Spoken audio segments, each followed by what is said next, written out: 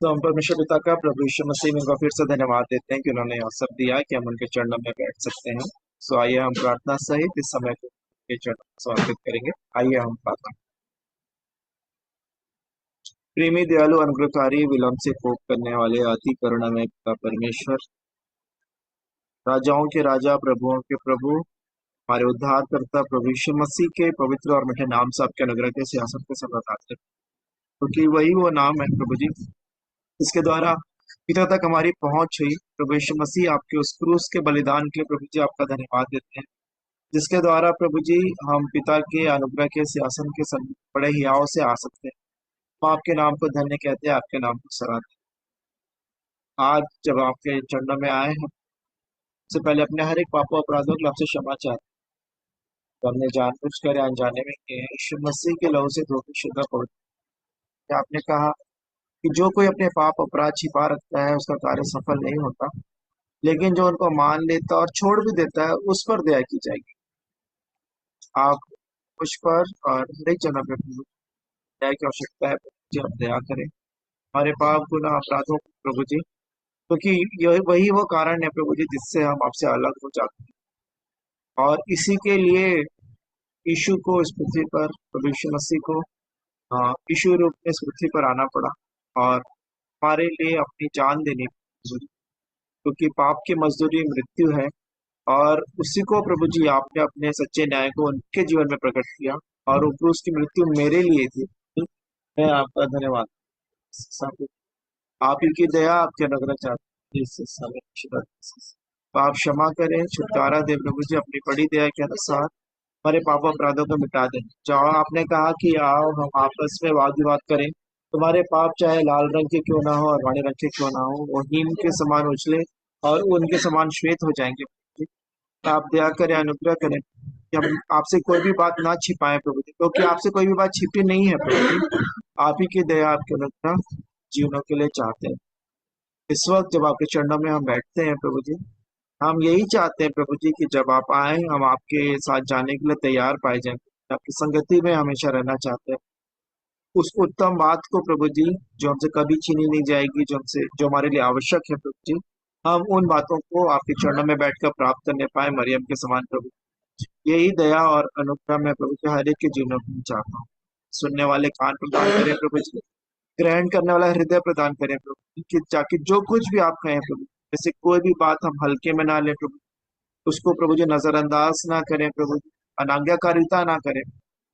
दया करें, अनुग्रह करें, क्योंकि आपने कहा कि परमेश्वर के हाथ में पड़ना बहुत बड़ी भयानक बात है। धोखा ना खाओ, परमेश्वर खड्डों में नहीं उड़ाया जाता। मनुष्य जो कुछ बोता है वही काटेगा। दया करें, अनुग्रह करें जी कि हम अपने जीवनों को प्रभु जी बड़ी गंभीरता के साथ, सच्चाई के साथ, ईमानदारी के साथ जांचें प्रभु जी। आपने कहा कि जांचो अपने आप को, जांचो कि मसीह तुम में है कि नहीं, और यदि मसीह नहीं है तो तुम जांच में निकम्मे नहीं। क्योंकि जो सही मापदंड है प्रभु जी, जो स्तर आपका है, जो स्टैंडर्ड आपका है प्रभु जी, वो मसीह ही है। क्योंकि आपने यीशु के लिए कहा कि ये मेरा प्रिय पुत्र है जिससे मैं अत्यंत प्रसन्न हूँ, और जब उनका रूपांतर हुआ तब भी कहा कि ये मेरा प्रिय पुत्र है जिससे मैं प्रसन्न हूँ, तुम इसकी सुनो।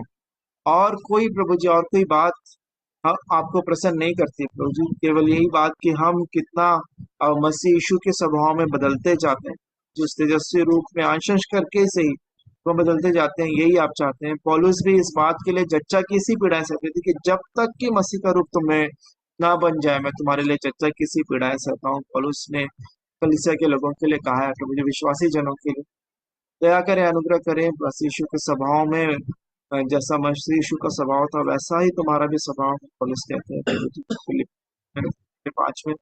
ये बात मेरे जीवन में पूर्ण होने पाए, और हम सभी जो जुड़ते हैं प्रभु जी, हम इसी बात के लिए आपसे जुड़ना चाहते हैं प्रभु, कि हम वैसे ही रहें ताकि आपसे निरंतर प्रभु जी उस संबंध में रहें प्रभु जी, चाहे एकांत में रहें चाहे लोगों के साथ रहें, हम आपके साथ जुड़े रहें और आपकी जो इच्छा है प्रभु किसी को पूरा करने पाए, ऐसी दया अनुग्रह चाहते। चाहे जो कुछ भी हम करें वो आपकी महिमा के लिए करें, ऐसा पौलुस कहते हैं प्रभु।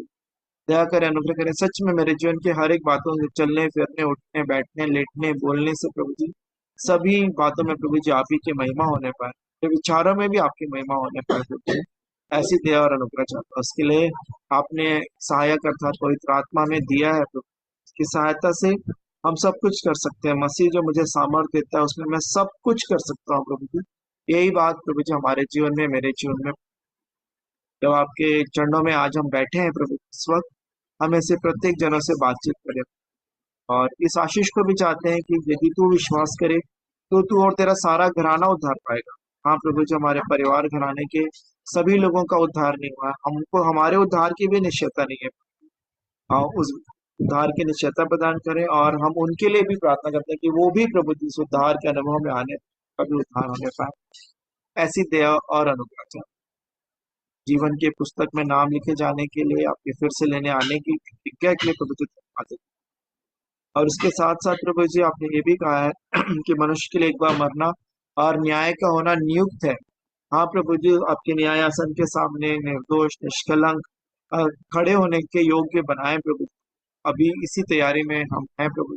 सभी आपकी दया, आपके अनुग्रह में उस आपके दिन तक प्रभु जी हम तैयार होने पाए, ऐसी आपसे आशीष चाहता हूँ, आपसे दया चाहता हूँ, आपके अनुग्रह चाहता हूँ। हर एक बातों को, आज की पूरी सभा को आपके हाथ में समर्पित करता हूँ प्रभु जी। जितने प्रिय जुड़ गए उनके लिए धन्यवाद देते हैं प्रभु जी, जो जुड़ने पर है उनके लिए प्रार्थना करते हैं प्रभु जी। और जो बाद में इन रिकॉर्डिंग्स को सुनेंगे प्रभु से या जिस माध्यम से, आप हर एक के संग साथ रहे। आपका वचन जो कि कभी पुराना नहीं होता प्रभु जी, जो कि जीवित है और प्रबल है और हर एक दोधारी तलवार से बहुत ही चोखा है और गांठ गांठ और गुदे गुदे को वार पार छेदता है प्रभु जी। और मन के विचारों को प्रभु जी जांचता है। हमारे भी विचार जांचे जाए प्रभु जी, ताकि जो कोई वही बात आपकी इच्छा के विरुद्ध में हमारे जीवनों में है, दर्पण में अपने जीवन की कमियों घटियों को देखकर प्रभु जी आपकी दया, आपके अनुग्रह में, आपकी प्रार्थना की सहायता से, आपके वचन के आईने में, वचन के प्रकाश में प्रभु जी हर एक उन जो बात जिनसे आप प्रसन्न नहीं होते अपने जीवन से हम हटाने पाए, ऐसी दया और अनुग्रह हम हर एक रोकने वाली वस्तु और उलझाने वाले पाप को दूर करके उस दौड़ को जिसमें हमें दौड़ना है धीरज से दौड़ने पाए, ऐसी दया और अनुग्रह चाहते हैं। और विश्वास के कर्ता और सिद्ध करने वाले प्रभु यीशु मसीह की ओर ही हम ताकते रहें, ऐसी दया और अनुग्रह चाहते हैं। हर एक बातों के लिए आपको धन्यवाद देते हैं। अपने आत्मा प्राण देह सहित आप ही के हाथों में समर्पित करता हूँ प्रभु जी। हर एक जनों को, हर एक के मनों को, हृदयों को प्रभु जी, और प्रभु जी इंटरनेट कनेक्शंस को, डिवाइसेस को, जिन माध्यमों से जुड़े हैं, सबों को आपके हाथ में समर्पित करते हैं, ताकि हम सब आपके द्वारा आशीषित होने पाए। ऐसी दया अनुग्रह चाहते हुए जो उद्धार करता प्रभु यीशु मसीह के पवित्र और मीठे नाम से मांगे, आमीन।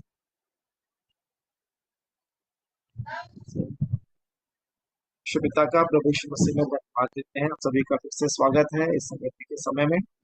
तो अभी समय होगा कि गीतों के द्वारा हम इस स्तुति आराधना करेंगे। और सभी से निवेदन है, आप स्तुति आराधना कर सकते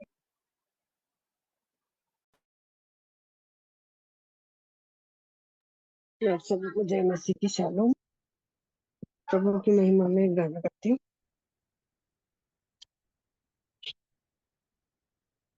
यीशु तू अच्छा है, यीशु तू अच्छा है, यीशु तू अच्छा है, यीशु तू अच्छा है, यीशु तू अच्छा है, तू बहुत अच्छा है, तू बहुत अच्छा है। मेरे लिए आया, मेरे लिए जिया, यीशु मेरे लिए आया, मेरे लिए जिया, यीशु मेरे लिए मारा, मेरे लिए जी उठा, यीशु मेरे लिए मारा, मेरे लिए जी उठा। यीशु तू अच्छा है, यीशु तू अच्छा है, यीशु तू अच्छा है, तू बहुत अच्छा है।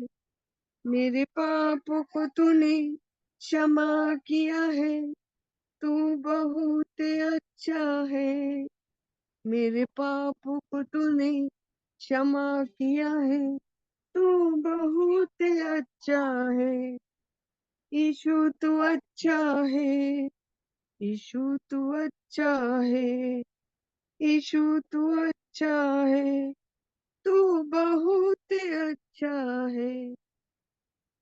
मुझे यीशु मुझे मुक्ति दिलाई, यीशु मुझे शांति दिलाई, यीशु मुझे मुक्ति दिलाई, यीशु मुझे शांति दिलाई।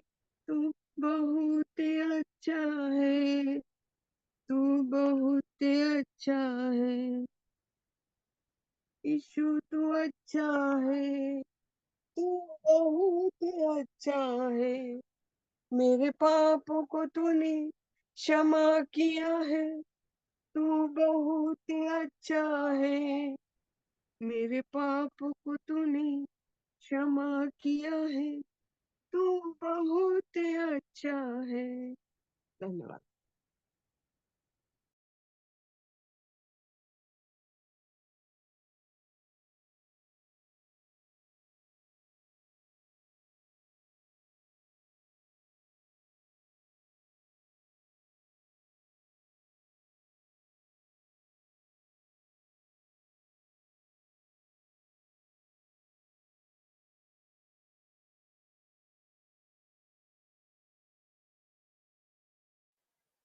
धन्यवाद स्तुति करने के लिए। मैं भी प्रभु की सेवा में गीत गाना चाहूंगा। कहा जाता है भजन संहिता 145। हे परमेश्वर मेरे राजा, मैं तुझको सराहूंगा।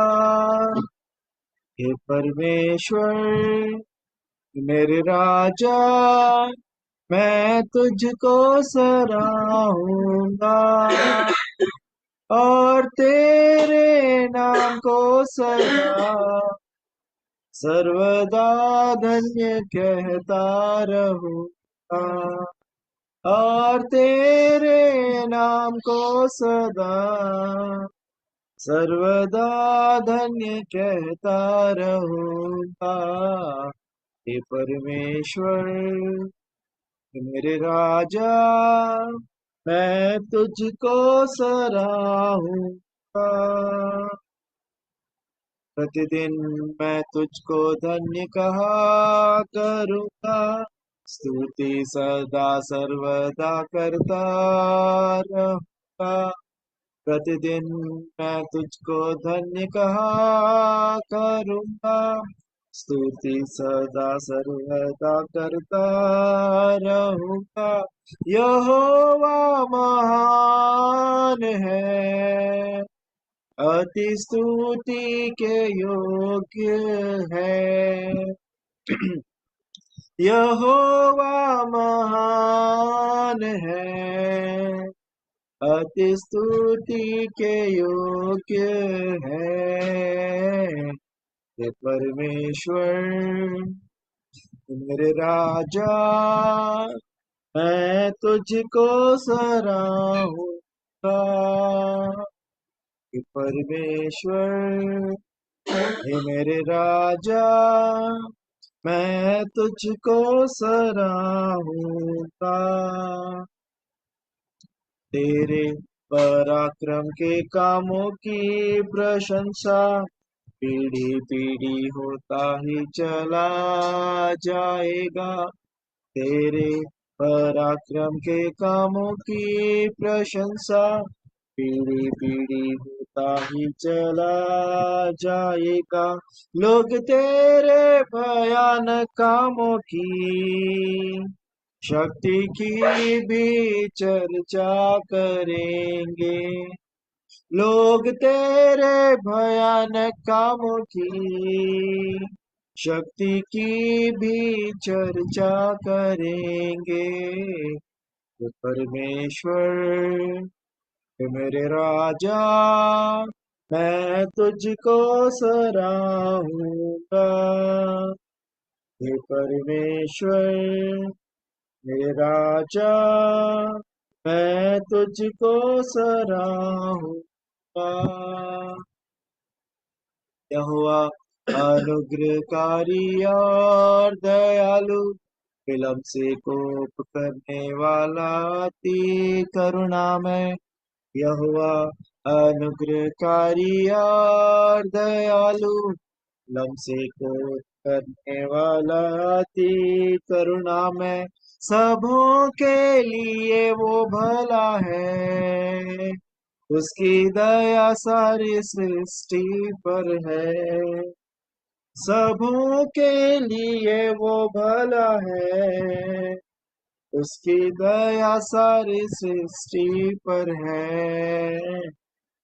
परमेश्वर राजा, मैं तुझको सराहूंगा। परमेश्वर राजा, मैं तुझको सराहूंगा। सारी सृष्टि तेरा धन्यवाद करेगी, भक्त तुझे धन्य कहा करेंगे। सारी सृष्टि तेरा धन्यवाद करेगी, भक्त तुझे धन्य कहा करेंगे। और तेरे पराक्रम राज की महिमा की चर्चा करेंगे।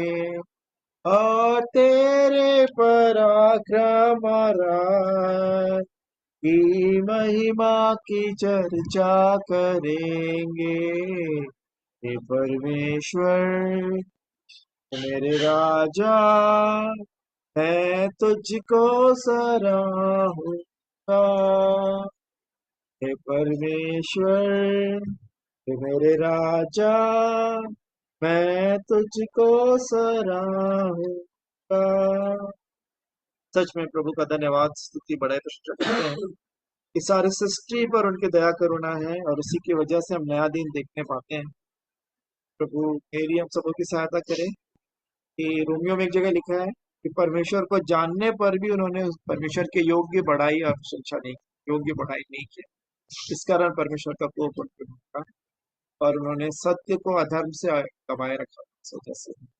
सो प्रभु मेरी सहायता और मदद करें हम सबों की कि उनके योग्य बढ़ाई प्रशंसा हम करने पाए और सत्य को अधर्म से ना दबाएं, लेकिन सत्य को प्रकट करें लोगों चाहे अपने जीवन के लिए भी। सो प्रभु सहायता करें। अभी आप लोगों को भी अवसर है स्तुति आराधना।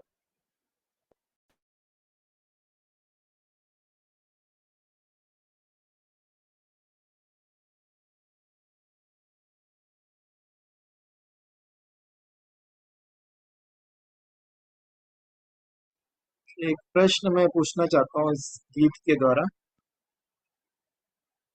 क्या तुम गए यीशु पास के मन शुद्ध हो, क्या उस लोहू में शुद्ध हुए हो? क्या संपूर्ण भरोसा उस पर रखते हो? क्या उस लोहू में शुद्ध हो? क्या तुम शुद्ध हो? आत्मा शुद्ध करने हार लहू में क्या तुम्हारा मन निष्कलंक हुआ है? क्या उस लहू में शुद्ध हुए हो? क्या तुम चलते प्रतिदिन प्राता के साथ, क्या उस लोहू में शुद्ध हुए हो? क्या निरंतर चैन है तुझे यीशु से, क्या उस लहू में शुद्ध हुए हो? क्या तुम शुद्ध हो? आत्मा शुद्ध करने हार लहू में क्या तुम्हारा मन निष्कलंक हुआ है? क्या उस लहू में शुद्ध हो? क्या साफ कपड़ा होगा तुम्हारा आवे जब, क्या उस लोहू में शुद्ध हुए हो?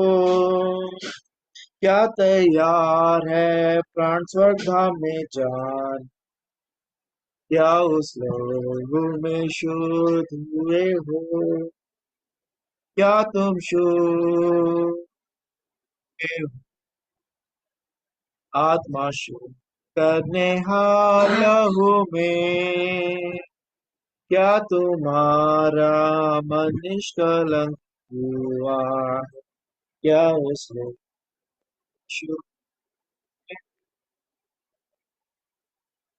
पाप का मैला वस्त्र उतार के छोड़, उसके लोहू में शुद्ध होके आ, मन शुद्ध के लिए सोता बहता है, उसके लोहू में शुद्ध होके आ।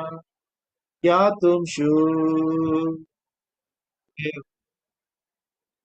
आत्मा शुद्ध करने हार लहू में, क्या तुम्हारा मन निष्कलंक हुआ, क्या उस लहू में शुद्ध। यीशु का लहू, एक चारक ने कहा, वो नल के पानी के समान नहीं है, इसकी हम कुछ कद्र नहीं करते और जितना चाहे उतना इस्तेमाल करते रहते। इस कीमत को, उस लहू को, जो ये गीत ये कि तेरा लहू बड़ा कीमती है, इसकी कीमत को क्या आप और मैंने पहचाना है?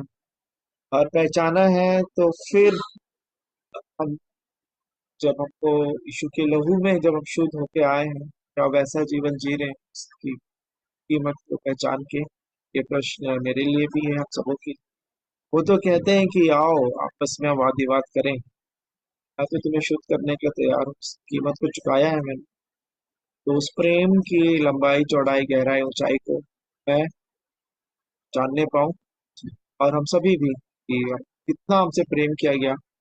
जब मैं पापी ही था, मेरे नाम के विरोध में विधियों का लेख मेरे नाम पर मेरे यीशु ने इस लहू को बहा के उसे धो दिया, मिटा दिया। सो मेरी सहायता करे उस पवित्रता के जीवन जीने योग्य पढ़ाई की शिक्षा करते। सो अभी समय होगा कि आप गवाहियों को दे सकते हैं, यदि आपके पास कोई गवाही है, तो बांटना चाहते हैं वचन का भाषण, कोई अनुभव, तो आप कर सकते हैं, तो सभी आशीषित हो और आत्मिक में आप अभी अवसर है।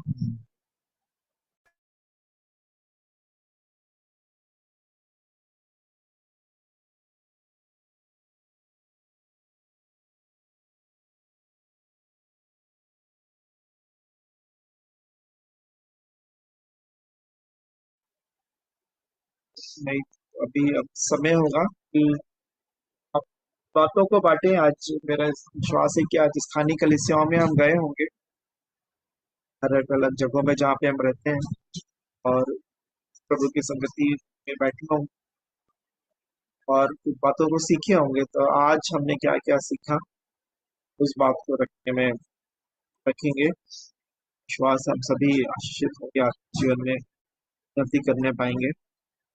सो अभी अवसर है, आप यदि बात चाहते हैं, मैं ही शुरुआत करूंगा। और आज का जो विषय है हमारी कलिसिया में टॉपिक, वहाँ पे था शीर्षक स्टेट फास्ट स्पिरिट, दृढ़ आत्मा। एक आत्मा जो कि हिलाई नहीं जा सकती और मजबूती से बनी रहती है, तो किसी में उसमें परिवर्तन नहीं होता परिस्थितियों की वजह से। और तो फिर ये बिल्कुल स्पष्ट बात है, ये हमारी आत्मा से संबंधित बात है। प्रभु की आत्मा तो स्थिर है, हमको स्थिर बनाना चाहती है पवित्र आत्मा जो है।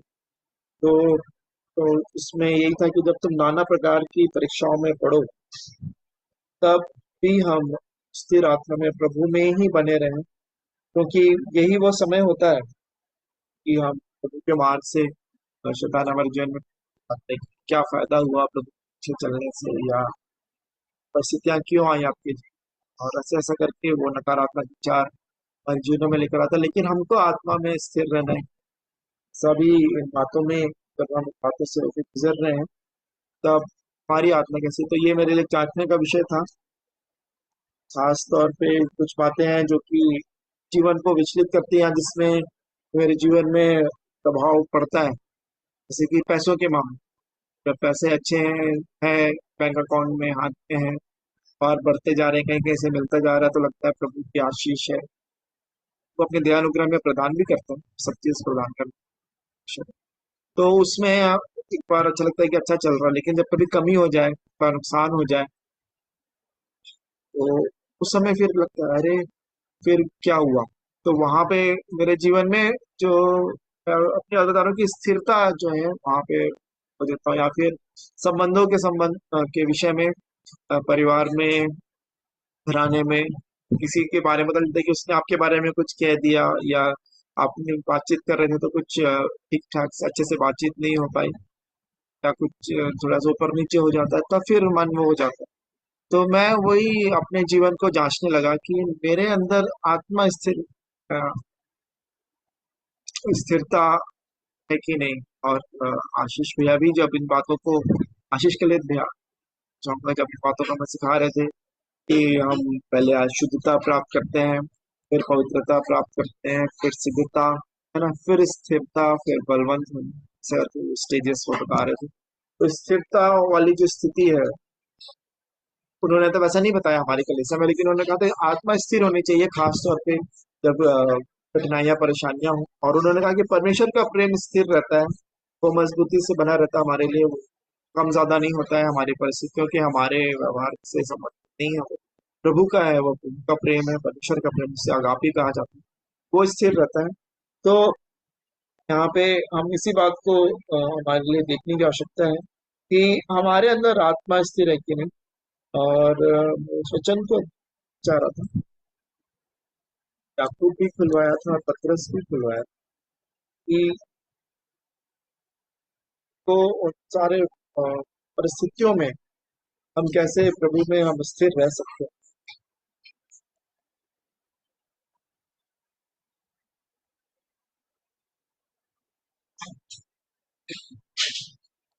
तो जब ये वचन मिलेगा तो आपको मैं जरूर बताऊंगा। तो यहाँ पे आज का विषय यही था कि हमारे अंदर वो स्थिर आत्मा रहे, और हम विचलित ना हो परिस्थितियों के द्वारा, और परमेश्वर के प्रति, परमेश्वर के प्रेम के प्रति से देखते रहे हम। उन्होंने इब्रानियों 12वें अध्याय का पहला वचन भी पढ़ा है, उसको 12 का 1 से लिखा है, एक, एक और 2 वचन। इस कारण जबकि गवाहों का ऐसा बड़ा बादल हमको घिरे हुए है, तो आओ हर एक रोकने वाली वस्तु और उलझाने वाले पाप को दूर करके वह दौड़ जिसमें हमें दौड़ना है धीरज से दौड़े, और विश्वास के कर्ता और सिद्ध करने वाले यीशु की ओर ताकते रहें, जिसने उस आनंद के लिए जो उसके आगे धरा था लज्जा की कुछ चिंता ना करके क्रूस का दुख सहा, और परमेश्वर के सिंहासन की दाहिनी ओर जा बैठा। सो ये जो बात है कि हम विश्वास के कर्ता सिद्ध करने वाले भविष्य मसीह की ओर ही ताकते रहें, और हर एक उन परिस्थितियों का हम बड़े ही दृढ़ता के साथ, हमारे जीवन में यहाँ पे परिस्थितियां आएंगी पर नीचे, चाहे वो स्वास्थ्य से संबंधित हो, रुपया पैसे के मामले, संबंधों के मामले में, स्वास्थ्य से संबंधित भी यदि कुछ रिपोर्ट गलत आता है, कुछ कमी घटी आती है, जो कम रहना चाहिए वो ज्यादा बढ़ा हुआ नजर आता है, तब भी फिर मन विचलित हो जाता है। उस समय भी परमेश्वर का प्रेम में स्थिर बने रहे, अंदर आत्मा में स्थिरता। और उन्होंने ये भी बताया कि जब स्थिरता आती है तो स्थिरता के साथ शांति आती है। हाँ, वहाँ पे परमेश्वर जब स्थिर हम प्रभु में बने रहेंगे तो शांति प्रदान करते हैं। तो इन बातों के द्वारा मैं आशीषित हुआ आज के दिन से। यदि वचन मिलेंगे मैं आपको सबने पढ़ूंगा, लेकिन अब आप लोगों को भी अवसर है, आप लोगों ने यदि कुछ सीखा, कोई व्यक्तिगत अध्ययन में भी सीखा, या किसी प्रचारक के द्वारा अपने वचन सुना, तो भी आप रख सकते हैं, ताकि या पिछले दिनों की आशीषों को भी हम रख सकते हैं, ताकि सभी थोड़ी थोड़ी देर बोलेंगे तो हम सभी आशीषित होंगे। और आशीष नाग भैया भी हैं हमारे पति में, यदि वो वचन के बाद करना चाहते हैं, तो उनका भी अवसर मिलता है। सो मैं पहले बाकी लोगों से भी नहीं, बहन भाई प्रमोद भी यदि साथ में हैं तो आप यदि कुछ बांटना चाहते हैं, सुनीता दीदी सब, इसके बाद आशीष को अवसर होगा वचन के बाद। Thank you.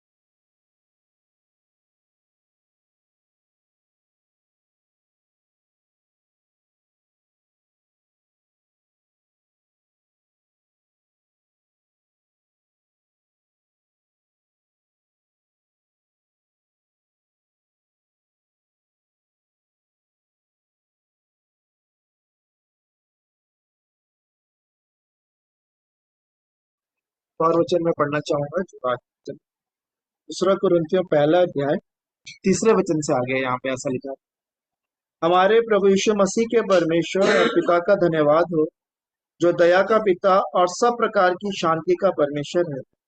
वह हमारे सब क्लेशों में शांति देता है, ताकि हम उस शांति के कारण जो परमेश्वर हमें देता है उन्हें भी शांति दे सकें जो किसी प्रकार के क्लेश में हो। क्योंकि जैसे मसीह के दुखों में हम अधिक सहभागी होते हैं, वैसे ही हम शांति में भी मसीह के द्वारा अधिक सहभागी होते हैं। यदि हम क्लेश पाते हैं तो यह तुम्हारी शांति और उद्धार के लिए है, और यदि शांति पाते हैं तो यह तुम्हारी शांति के लिए है, जिसके प्रभाव से तुम धीरज के साथ उन क्लेशों को सह लेते हो जिन्हें हम भी सहते हैं। हमारी आशा तुम्हारे विषय में दृढ़ है, क्योंकि हम जानते हैं कि जैसे तुम हमारे दुखों में वैसे ही शांति में भी सहभागी हो।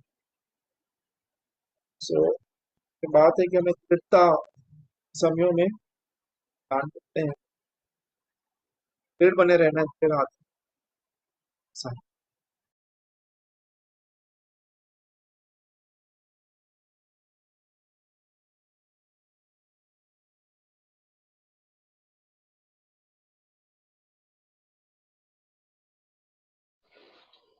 आप सबों को जय मसीह की।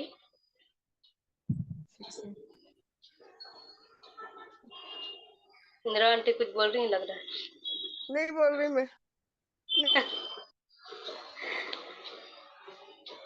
मेरी आवाज आ रही है ना? जी दीदी आ रही है। आज हम लोग भी हमारे चर्च में जो है वफादारी के बारे में बताए हैं, तो एक दो वचन मैं बताना चाहूंगी कि हम अपने जीवन में कैसे वफादार हैं कि नहीं है, विश्वास योग्य हैं कि नहीं। तो यहाँ पर जो है उत्पत्ति उसका 15 अध्याय और उसका 1 से 6 वचन पढ़िए। तो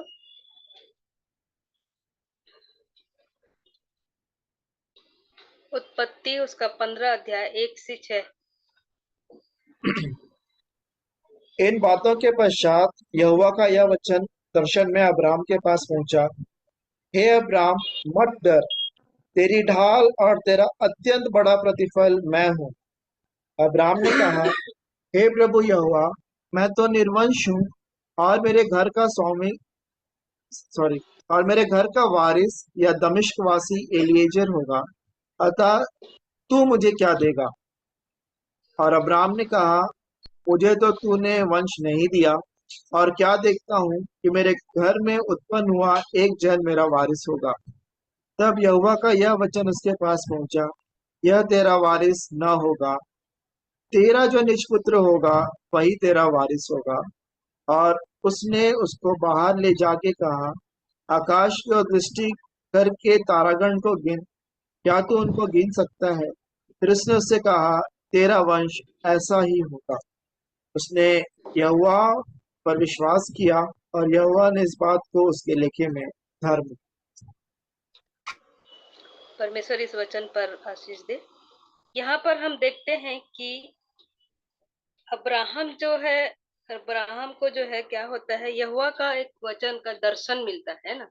और वो जो दर्शन में क्या होता है कि वहां पर जो है क्या बोलता है यहोवा कि तेरी ढाल और तेरा अत्यंत बड़ा प्रतिफल मैं हूँ, है ना। तो अब्राहम क्या बोलता है कि हे यहोवा, हे प्रभु यहोवा, मैं तो निर्वंश हूँ और मेरे घर का वारिस यह दमिश्क वासी एलिएजर होगा, अतः तू मुझे क्या देगा?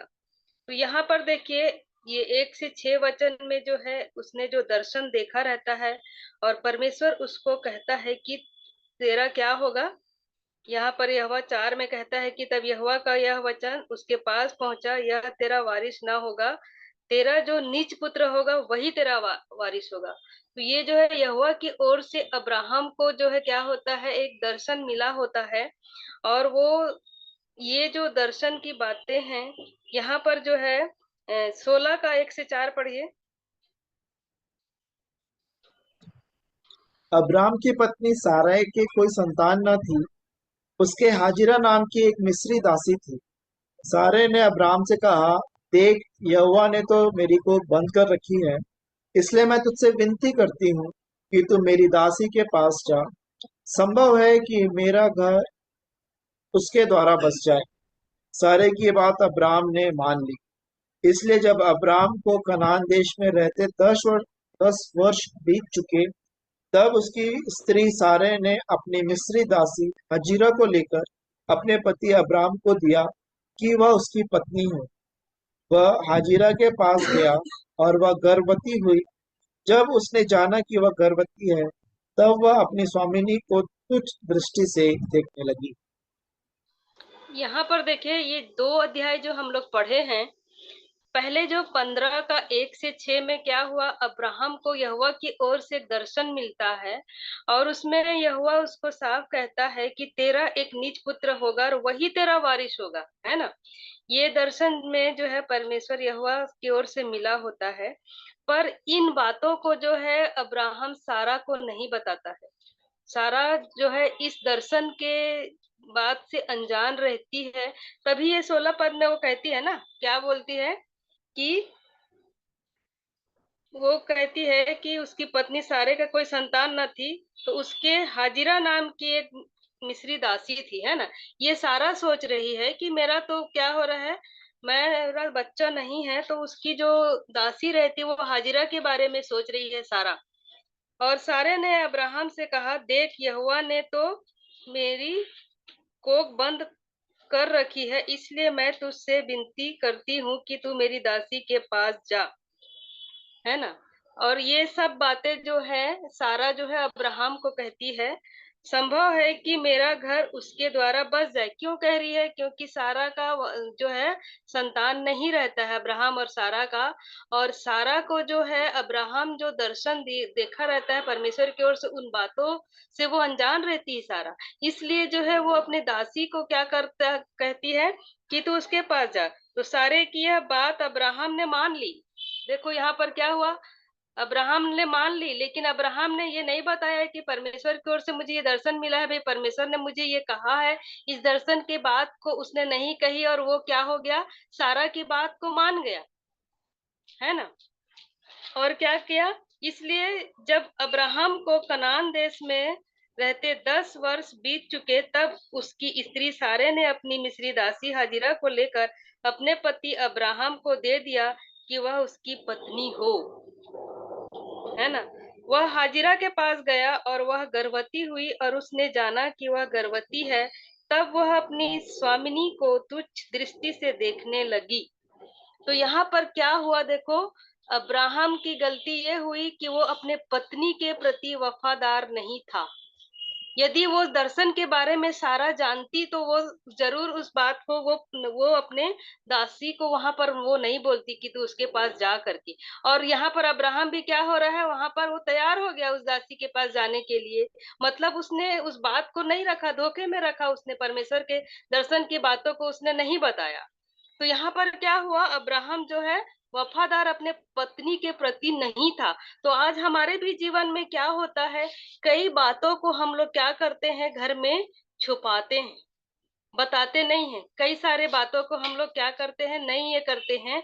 और हम वफादार नहीं रहते अपने पति के प्रति, पत्नी के प्रति, बच्चों के प्रति, और बच्चे माँ बाप के प्रति भी।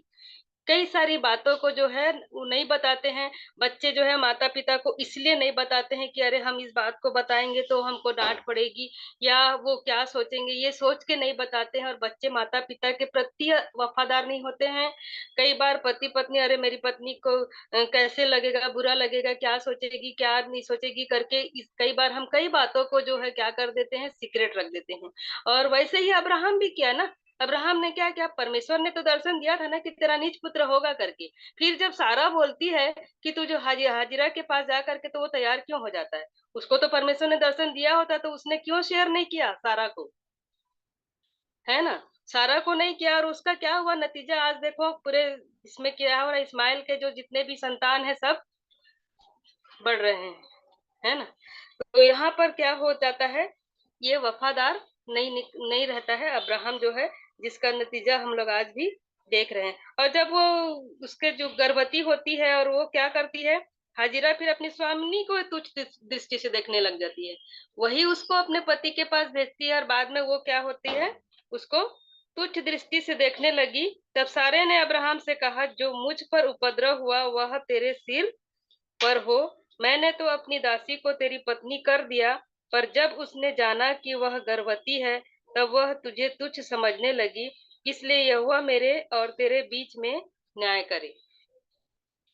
ठीक है, तो यहाँ पर देखिए इन दो वचनों में हम देखते हैं कि अब्राहम जो है अपने पत्नी के प्रति वफादार नहीं था। उसने उस दर्शन की बातों को सारा को शेयर नहीं किया, जिसके वजह से उसने अपनी दासी को वहां पर उसके पास जाने के लिए बोला और अब्राहम तैयार भी हो गया। दूसरी बात हम देखेंगे यहोशू की किताब उसका 7 और 18 से 26। यहोशू उसका 7 अध्याय 18 से 26। तब उसने उसके घराने के एक एक पुरुष को समीप खड़ा किया, और यहूदा गोत्र का आकान, जो जेरह वंशी जब्दी का पोता और कर्मी का पुत्र था, पकड़ा गया। तब यहोशू आकान से कहने लगा, हे मेरे बेटे, इसराइल के परमेश्वर यहोवा का आदर कर और उसके आगे अंगीकार कर, और जो कुछ तूने किया है वह मुझको बता दे, और मुझसे कुछ मत छिपा। आकान ने यहोशू को उत्तर दिया, सचमुच मैंने इसराइल के परमेश्वर यहोवा के विरुद्ध पाप किया है, और इस प्रकार मैंने किया है कि जब मुझे लूट में शिनार देश का एक सुंदर ओढ़ना और 200 शेकेल चांदी और 50 शेकेल सोने की एक ईंट देख पड़ी, तब मैंने उनका लालच करके उन्हें रख लिया। वे मेरे डेरे के भीतर भूमि में गड़े हुए हैं और सबके नीचे चांदी है।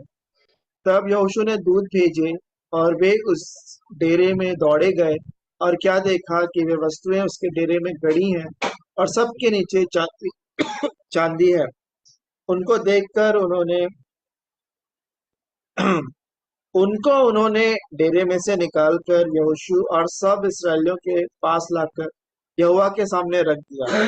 तब सब इसराइलियों समेत यहोशू जेरहवंशी आकान को और उस चांदी और ओढ़ने और सोने की ईंट को और उसके बेटे बेटियों को और उसके बैलों, गधों और भेड़ बकरियों को और उसके डेरे को, अर्थात जो कुछ उसका था, सबको आकोर नामक तराई में ले गया।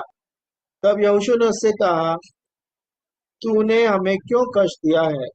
आज के दिन यहोवा तुझी को कष्ट देगा। तब सब इसराइलियों ने उस पर पथराव किया और उनको आग में डालकर जलाया और उनके ऊपर पत्थर डाल दिए, और उन्होंने उसके ऊपर पत्थरों का एक बड़ा ढेर लगा दिया जो आज तक बना है। तब यहोवा का भड़का हुआ कोप शांत हो गया। इस कारण उस स्थान का नाम आज तक आकोर तराई पड़ा है।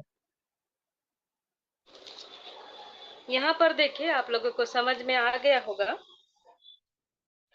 है ना। आकान का पाप 7 वचन के ऊपर में ये हेडिंग दिया हुआ है ना। तो आकान जो है यहाँ पर क्या करता है, लूट की चीजों को अपने पास छिपा के रखा।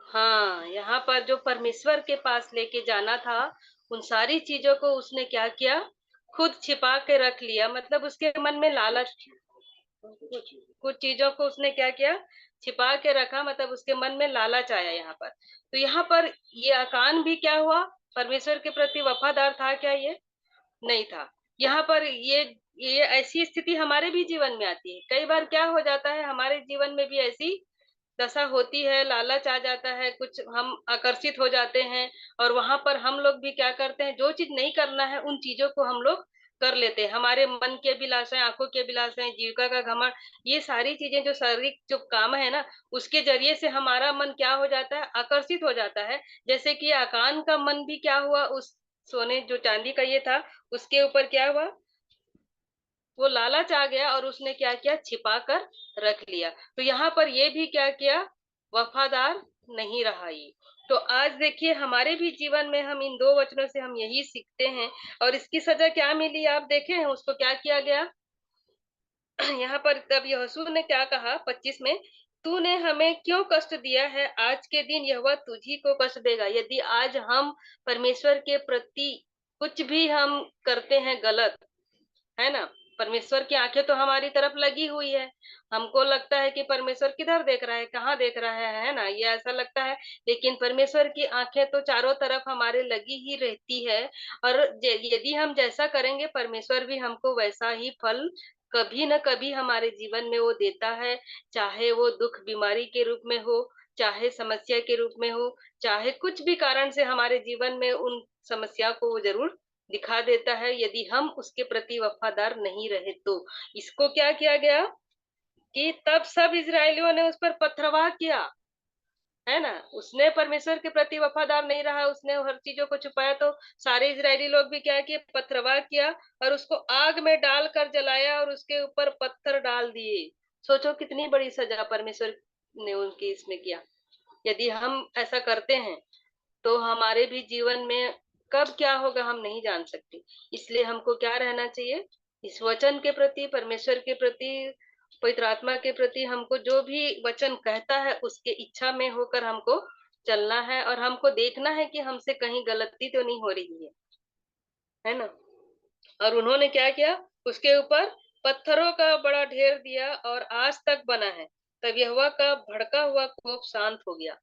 देखो, जब यहोवा का कोप जब भड़केगा ना, तो हम लोग भी नहीं बच पाएंगे, यदि हम उसके वचन के इसमें वफादारी नहीं रहेंगे तो, है ना। तो ये दो वचन से मैं इन बातों को सीख पाई कि हमको अपने घर वालों के प्रति, परमेश्वर के प्रति हमको क्या होना चाहिए, वफादार होना चाहिए। किसी को भी हमको धोखे में नहीं रखना है। चाहे हम अपने कार्यस्थल में कार्य भी कर रहे हैं तो उन कार्यस्थल के बड़े अधिकारियों के प्रति भी हमारे जीवन में हम वफादार रहें।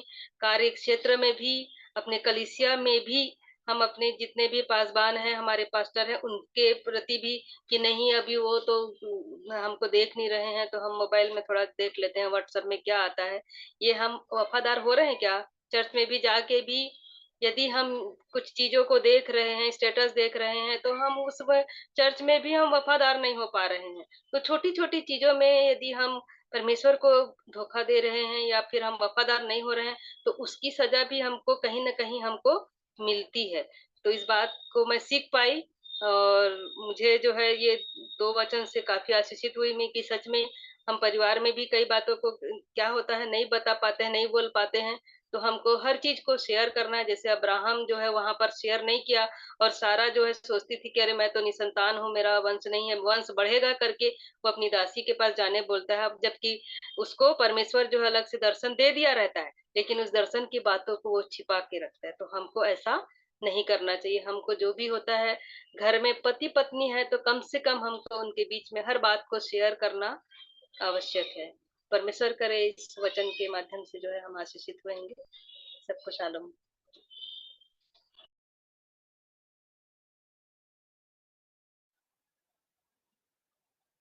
So, ईश्वर को अब तक चाहा कि तूने जो बात कही है उसको वैसे ही माने और स्पष्ट रखें। कहा है आपसे परिवार, वफादारी, फेथफुलनेस, विश्वास योग्यता, विश्वास योग्य परिवारों में, कार्य क्षेत्र, जिन भी क्षेत्र में, सो सो यदि और भी कुछ कहना चाहते हैं तो अवसर है, नहीं तो फिर हम करूंगा इंदिरा आंटी जी से कि नहीं मैं बोल रही बहुत या लंबा हो जाएगा, मैं नहीं बोल रही। जी मैं आंटी, तो कल कल थोड़ा अवसर सा जरूर रहेगा आपको पूरा समय। नहीं, जी हाँ, कोई बात नहीं।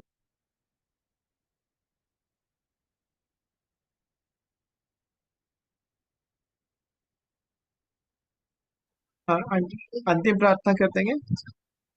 जी,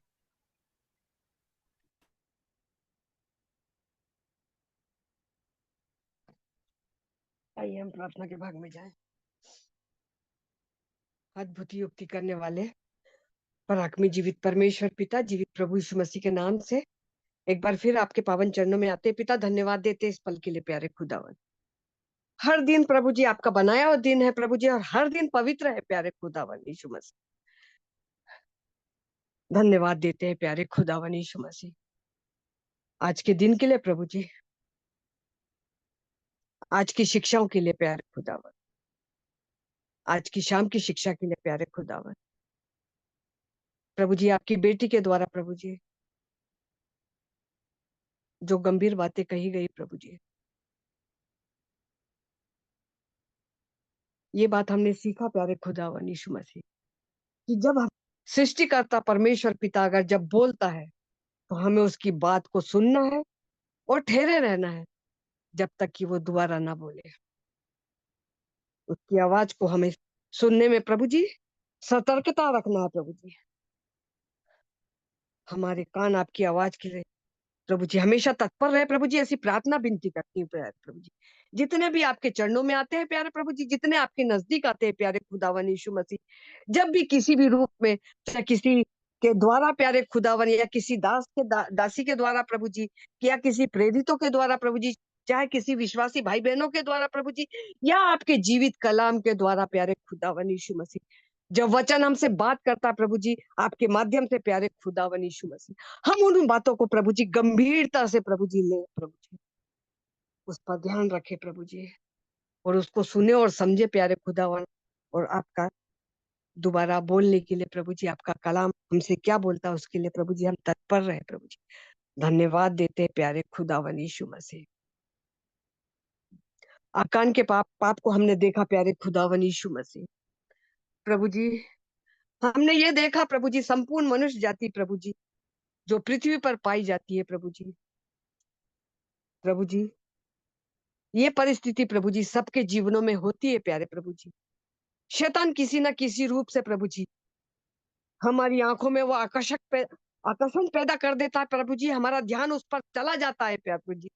हम इस चीज को ध्यान रखें प्रभु जी ने जो हमें दिया है प्रभु जी, वो भरपूरी का जीवन दिया, हमें किसी और चीज की जरूरत नहीं, क्योंकि हमें तो ये मालूम भी नहीं कि हमें क्या मांगना चाहिए प्रभु जी। मांगने से बढ़कर आप देते हैं प्रभु जी, जो आपको उचित लगता है वो आप हमको देते हैं प्रभु जी।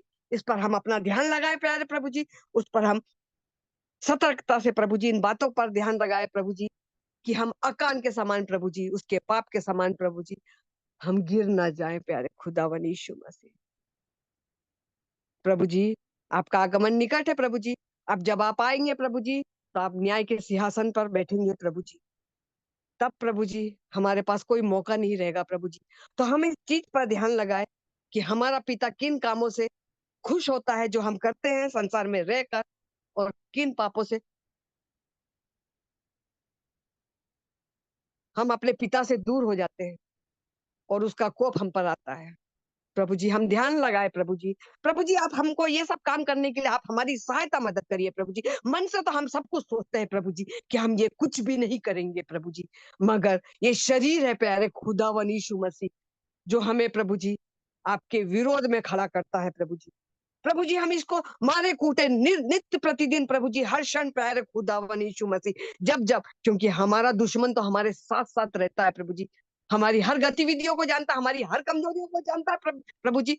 हमको इस शरीर को मारने के लिए प्रभु जी आप हमारी सहायता मदद करते हैं प्यारे खुदावन यीशु मसीह। हम आपको धन्यवाद देते हैं प्यारे खुदावन यीशु मसीह। आपका कलाम हमें जीवित रखता है प्यारे प्रभु जी, आपका कलाम हमें उन दिशाओं की तरफ ले जाता है, हमारा ध्यान आकर्षित करता है प्यारे प्रभु जी, कि हम सक्रिय रास्ते पर चले प्रभु जी। चौड़ा रास्ता हमारे लिए विनाश का कारण होता है प्यारे प्रभु जी, हम ये बात को बखूबी जानते हैं प्यारे प्रभु जी। कोई सी भी संसार की लालसाएं प्रभु जी, कोई सी भी दुख तकलीफ प्रभु जी हमें हमारे उद्धार करता प्रभु से कभी दूर नहीं कर सकती प्रभु जी। मन तो हमेशा यही कहता है कि हम अपने पिता आपके विरोध में उठने वाली हर बातों का प्रभु जी हम खंडन करते हुए प्यारे प्रभु जी उस दौड़ में दौड़े प्रभु जी जो सिद्धता की ओर ले जाती है प्रभु जी। हमें ऐसी कोई सी भी व्याधि हमें विचलित ना करने पाए प्रभु जी, आप हमारी सहायता मदद करते हैं प्यारे खुदावन यीशु मसीह, उसके लिए आपको हृदय की गहराइयों से धन्यवाद देते हैं प्यारे खुदावन यीशु मसीह। बहन के आज के वचन के द्वारा प्यारे खुदावन यीशु मसीह हम आशीषित हुए हैं प्यारे खुदावन यीशु मसीह। ऐसी घटनाएं प्यारे खुदावन जब बार बार प्यारे खुदावन आत्मिक जन कहता है तो हमारा रिवीजन होता है प्रभु जी। हम उन वचनों को प्रभु जी फिर से स्मरण करते हैं प्यारे प्रभु जी, जैसे हमने सीखा था प्यारे खुदावन। प्रभु जी आपका वचन आज हमसे बात बोला और बातचीत किया प्रभु जी, उसके लिए हृदय की गहराई से धन्यवाद देते हैं। हम धन्यवाद देते हैं पिता, आपका वचन बार बार सिखाता है जहां दो या दो से अधिक एक मन एक चित होकर मेरे नाम से अगर इकट्ठे होते हैं तो तनिक भी संदेह मत करो, मैं तुम्हारे बीच में हूँ। आप हमारे बीच में है प्यारे खुदावन यीशु मसीह। जिस प्रकार से हम मिलते हैं प्यारे प्रभु जी, जिस प्रकार से हम बैठते हैं प्यारे प्रभु जी, जिस प्रकार से हम वचनों को प्रभु जी आत्मसात करते हैं, उसकी जुगाली करते हैं प्यारे प्रभु जी, एक वचनों को प्रभु जी शेयर करते हैं प्रभु जी, जो हमारे जीवनों में हुआ, जिस वचनों से हमने शिक्षा पाई प्रभु जी, उसके लिए धन्यवाद देते हैं प्रभु जी। प्रत्येक की आत्मिक उन्नति हो प्यारे खुदावन। सुनने वालों पर प्रभु जी अनुग्रह हो प्रभु जी, कोई भी छूछा और खाली नहीं रहे प्रभु जी, क्योंकि अपना आपका वचन तो दो धारी तलवार है प्यारे खुदावन यीशु मसीह। गांठ गांठ गुर्दे को आर पार छेद करता है प्रभु जी, और मन की भावनाओं को जानता है प्रभु जी कि मन की भावनाओं में क्या है। आपने हमारी भूख प्यास को प्रभु जी तृप्त किया आज के भोजन से प्यारे खुदावन यीशु मसीह, उसके लिए आपको हृदय की गहराई से धन्यवाद देते हैं प्यारे खुदावन। जैसे हिरनी जल के लिए प्यासी है प्यारे खुदावन यीशु मसीह, ऐसे ही हम आपकी वचनों की भूख प्यास है प्रभु जी, आप हमें तृप्त करते हैं प्यारे प्रभु जी रोज बरोज। उसके लिए हृदय की गहराई से धन्यवाद, धन्यवाद का बलिदान चढ़ाती हूँ प्यारे खुदावन यीशु मसीह। प्रत्येक सुनने वालों पर प्रभु जी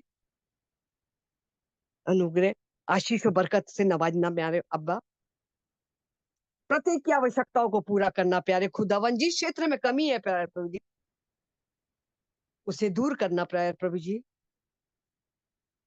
जो बीमारी की अवस्था में, जो जो बुजुर्ग अवस्था में प्यारे खुदावन यीशु मसीह, प्रभु जी आप प्रत्येक से बोलना और बातचीत करना प्रभु जी, उन्हें ताकत तंदुरुस्ती और बल देना प्यारे खुदावन यीशु मसीह।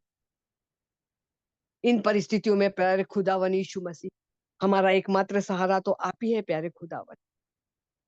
हम तो आपसे ही निरंतर बातचीत करते, आपकी तरफ ध्यान लगाते हैं प्रभु जी, क्योंकि सहायता तो हमें आपकी ओर से मिलती है प्यारे खुदावन। धन्यवाद देती हूँ प्यारे खुदावन। प्रत्येक को आशीष और बरकत देना प्यारे खुदावन, जो बाद में भी सुनेंगे प्रभु जी उन्हें वही आशीष दीजिए प्यारे खुदा जो आज हमें देना चाहते हैं आप।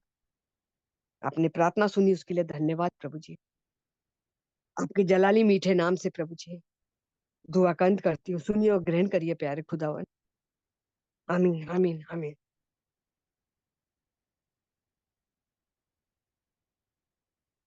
आमीन।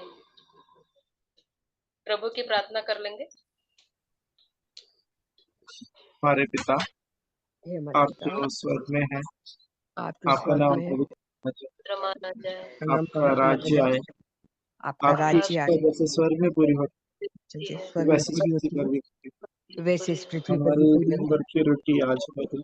हमारे दिन भर की और रोटी जिस आज प्रकार हमें, हमने तो अपने जिस अपराधियों प्रकार को से क्षमा हमने किया है, अपराधियों को क्षमा किया है, वैसे ही आप भी हमारे हमारे अपराधों को अपराधों को क्षमा क्षमा करें, करें, और हमें परीक्षा में न लाए, परीक्षा में न डालें, परंतु बुराई से परंतु बुराई बचाएं, से बचाएं, क्योंकि क्योंकि राज राज्य और राज का पराक्रम और महिमा सदा भी की। सदा आपको। आमीन। आमीन। आमीन। तो आप सभी को धन्यवाद जुड़ने के लिए। शुभता का प्रभु यीशु मसीह का धन्यवाद कि ये दिन भी हमारी सहायता मिलेगी। कल फिर हम प्रभु के दयानुग्रह में शाम 7 बजे प्रार्थना के साथ जुड़ेंगे और 7:30 से संगति का समय रहेगा। आप सभी आमंत्रित हैं, आप दूसरों को भी आमंत्रित कर सकते हैं। और यदि इंदिरा आंटी तैयार है तो उन्हीं को अवसर होगा कि कल वो वचन का भाग रखेंगी। जी आज कह रहे भैया, जी जी आंटी, भैया, जी जी। थैंक मैं यू तो सो हमेशा तैयार रहती हूँ भैया, पर मैं सोचती हूँ मैं दूसरों का भी तो सुनूं। आज बहन मच। के द्वारा कितनी अच्छी बातें सुनने को मिली। कितने बार पढ़ा है उत्पत्ति में हाजिरा और सारा के बारे में, मगर एक बात समझ में आया, एक बात मैंने सीखी बहन के द्वारा, कि जब पिता परमेश्वर ने अब्राहम से बोला था कि मैं तेरे वंश को ऐसा तारों के नहीं करूंगा, तो उनने अब्राहम ने उस बात को ध्यान क्यों नहीं दिया, ये मुझे समझ में आया है कि हमें ये बात को सुनना है कि जब भी पिता की आवाज वचन के द्वारा या किसी भाई बहनों के द्वारा किसी भी रूप में हम तक पहुंचती है, तो हमें उन बातों को हल्के में नहीं लेना है, उस पर ध्यान लगना। प्रभु जब इतना बोला तो प्रभु आगे भी बोलेगा। आगे ये चीज मेरे को समझ में आई, और ये भी अकान के द्वारा भी ये रिवीजन हुआ, उसके लिए मैं धन्यवाद देती हूँ सुनीता बहन को, कि क्या बोलते हैं, अकान के लिए भी कि कोई भी चीज का, संसार का कोई भी आकर्षण ये तो हमारे साथ होएगा, क्योंकि मरो हुओं के पास शैतान कभी नहीं जाएगा। जो जिंदे हैं उनके पास तो हमेशा ताक में रहता है कि किस तरीके से इनको गिराए, और फिर लोग हमको सुनाए, ताने दे, परिवार के लोग, बाहर के लोग, समाज के लोग, कि देखा ये ऐसी करती थी, इसने ऐसी गलती करी। तो ये चीज होएगा, तो हमको सतर्क रहना। कोई भी प्रकार का लोभ, लालच, कोई भी नहीं, परमेश्वर के प्रेम के आगे सब चीज पीठ के पीछे फेर देना। हमको उस पर ध्यान रखना, क्या सोचना भी नहीं और देखना भी नहीं है। ये चीज मैंने बहन के द्वारा सीखी है। धन्यवाद देती हूँ, बहुत अच्छी तरह से समझाया बहन ने। मेरे लिए आशीषित रहा आज का वचन। प्रभु का ये चीजें धन्यवाद सुनीता दीदी के लिए, उनके वचनों के लिए। सो दीदी कोई कुछ नहीं कह रहे हैं तो फिर मीटिंग हम एंड करेंगे। जी, good night, shalom. Good night, shalom. Good night, shalom. Good night.